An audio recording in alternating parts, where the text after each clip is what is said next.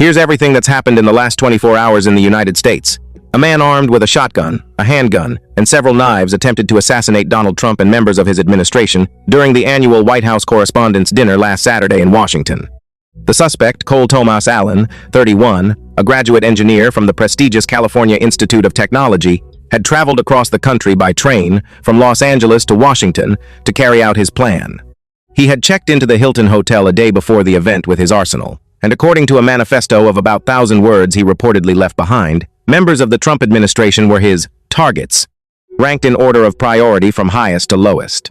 Trump was evacuated from the ballroom and told CBS News that at first he had told security agents to wait.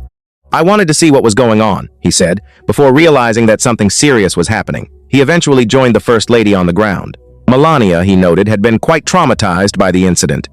Acting Attorney General Todd Blanche stated that the system worked, adding that the man barely managed to breach the perimeter. Allen, described by his former students as a completely ordinary guy, will be formally charged on Monday with 2 counts of firearm use and 1 count of assaulting a federal agent. Additional charges are expected.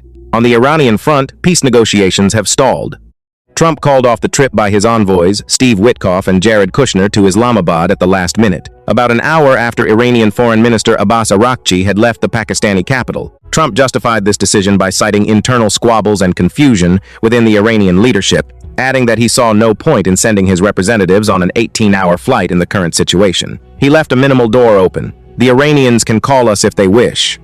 We're not going to travel just to sit there." Meanwhile, Iran has proposed a new diplomatic path, reopening the Strait of Hormuz and ending the war, while postponing nuclear negotiations to a later stage.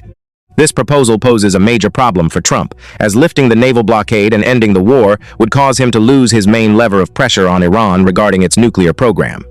The White House has received the proposal but has given no indication of its willingness to explore it. Araghchi, for his part, is stepping up his diplomatic travels. After Pakistan and Oman, he flew to Moscow to meet with Vladimir Putin, while the price of Brent crude oil hovered near $108 a barrel, its highest level in 3 weeks. The state visit of King Charles III and Queen Camilla to the United States began on Monday as planned, despite Saturday's attack. Buckingham Palace confirmed that a few minor changes had been made to the itinerary without specifying what they were. Trump told CBS News that the king would be very safe during his visit, adding that the grounds of the White House are really safe. This visit comes amid particularly tense diplomatic relations between Washington and London, as Britain has refused to be drawn into the war against Iran, which has angered Trump.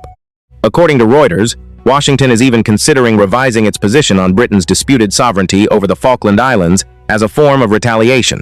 King Charles is set to address both houses of the U.S. Congress, marking only the second time a British monarch has done so